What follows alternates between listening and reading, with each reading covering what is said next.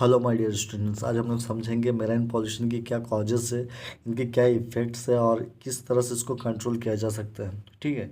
और तो चलिए समझते हैं यहाँ पे और इनकी डेफिनेशन को भी देखेंगे। तो मेराइन पॉल्यूशन की जो अगर हम इंट्रोडक्शन के बारे में बातें करूँ यहाँ पे, तो मेराइन पॉल्यूशन जो होता है एक अगर इसका अगर इंट्रोडक्शन की बात करूँ, मतलब ये it refers to the introduction of harmful substances into the ocean. ये जो होता है मेराइन पॉल्यूशन क्या होता है, इसमें क्या होगा कि हार्मफुल सब्सटेंसेस का इंट्रोडक्शन होना कहाँ है ना, कहाँ पे, ओशन पे। और जिसके वजह से क्या होता है, मेराइन लाइफ को जो होता है वो अफेक्ट करेंगे, इकोसिस्टम को जो होगा वहाँ का उसको अफेक्ट करेंगे। ठीक है। तो आज का जो प्रेजेंटेशन है या आज का जो स्लाइड यहाँ पे मैं दिखा रहा हूँ आपको, जिसके माध्यम से मैं मेराइन पॉल्यूशन को समझाना चाह रहा हूँ, तो इसमें देखेंगे कि इनकी क्या कॉजेस है, मतलब और इन किस तरह से मतलब क्या क्या इफेक्ट्स देखने को मिलते हैं, कंट्रोल मेजर्स के हम। ठीक है, इसको हम लोग समझेंगे। और किस तरह से हम इसको मतलब मेराइन पोल्यूशन अगर नहीं होने देंगे तो हमारे फ्यूचर को हम लोग बचा कर रख सकते हैं। ठीक है ना, मतलब हमारा जो मतलब प्रिजर्व कर पाएंगे हमारे ओशन को। ठीक है, फॉर फ्यूचर सस्टेनेबल के लिए। तो यहाँ पे जो मेन कॉजेस हैं, इनकी जो मेन कॉजेस हैं मेराइन पॉल्यूशन की, वो प्राइमरी जो कॉज होते हैं, ठीक है, वो होते हैं इंडस्ट्रियल वेस्टेज। ठीक है, इंडस्ट्रियल से निकलता हुआ जो भी वेस्ट होते हैं, ठीक है, या एग्रीकल्चरल रन ऑफ, मतलब जो भी आप फर्टिलाइज़र वगैरह जो केमिकल आप यूज़ कर रहे हो खेतों पे, ठीक है ना।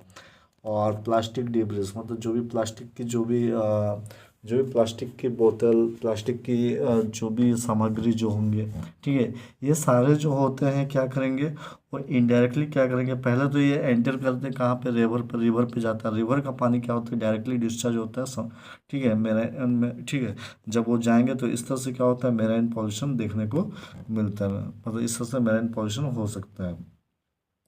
तो मेराइन पॉल्यूशन की जो कॉज है, ठीक है, जो हम लोगों ने जो देखे हैं यहाँ पे, वो है कि इंडस्ट्रियल वेस्ट हो गया, एग्रीकल्चर रन ऑफ हो गया, प्लास्टिक डिब्रिज हो गया। ठीक है।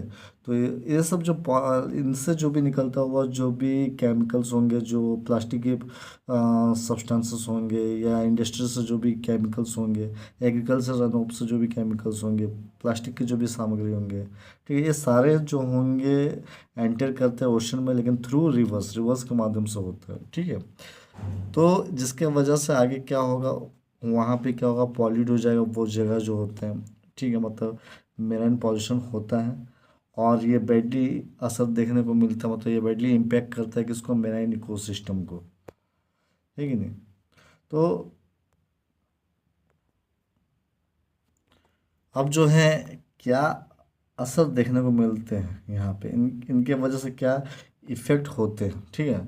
तो मेराइन पॉल्यूशन जो होता है अगर देखेंगे तो सेवियर इफ़ेक्ट्स देखने को मिलते हैं मेराइन लाइफ को, मतलब मेराइन में रहने वाले जो भी जीव जंतु, मतलब जीव हैं, जो भी ऑर्गेनिज्म हैं, ठीक है, तो उनका जो हैबिटेट है वो बुरी तरह से डिस्ट्रक्शन हो सकता है। ठीक है, वहाँ पे क्या हो सकता है, टॉक्सिसिटी आ सकता है, उनका जो बायोडाइवर्सिटी है वो लॉस हो सकता है।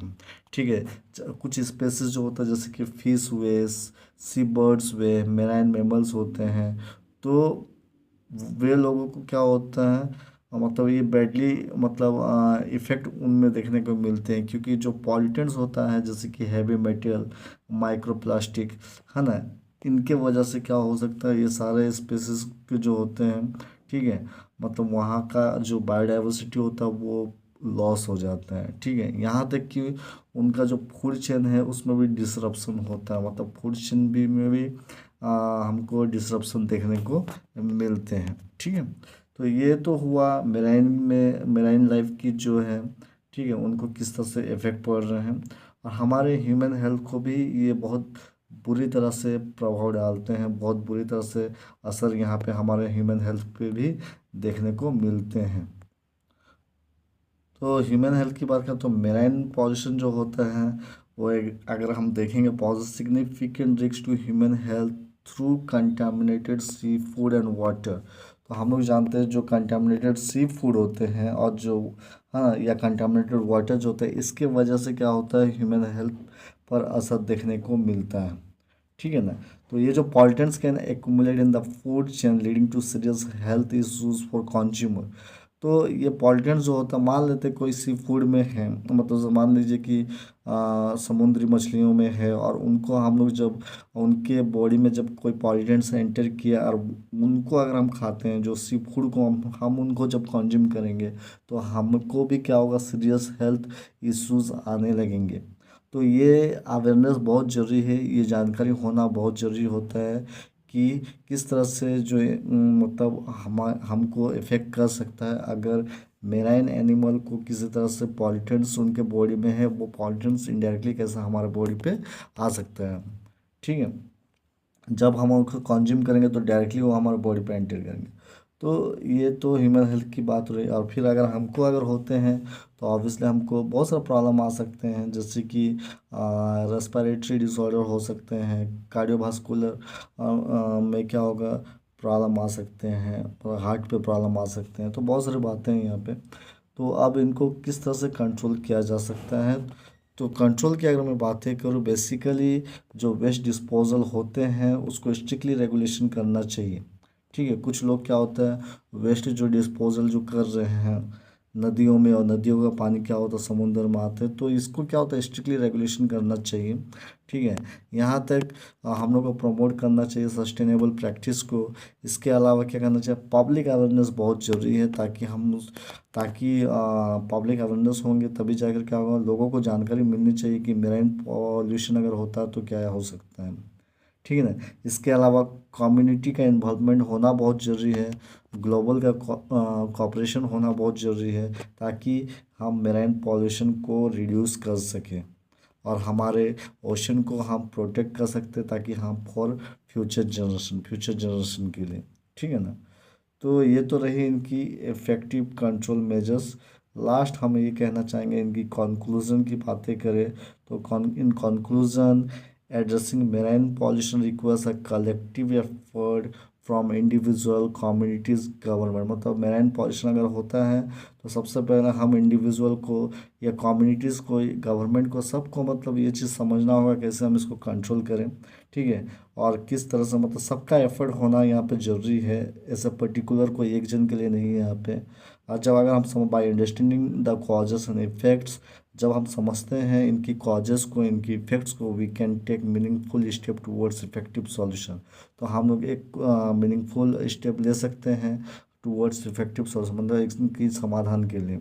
ठीक है ना, अगर पॉल्यूशन होते हैं तो क्या करना चाहिए, कैसे हम पॉल्यूशन को रिड्यूस कर सकें। Together we can protect our ocean, अगर हम सब मिलेंगे तो हम लोग ओशन को बचा पाएंगे। And ensure a healthier planet for all, और इस तरह से एक हेल्दियर प्लानट को रख सकते हैं, हम लोग बचा कर हम लोग रख सकते हैं। तो ये रहा हमारा बेसिकली मेराइन पॉल्यूशन पे। अगर क्वेश्चन आते हैं तो आप आसानी से आप लिख सकोगे। ठीक है ना, तो इनकी डेफिनेशन को लिखना कि मेराइन पॉल्यूशन जो होता है refers to the introduction of harmful substance into the ocean.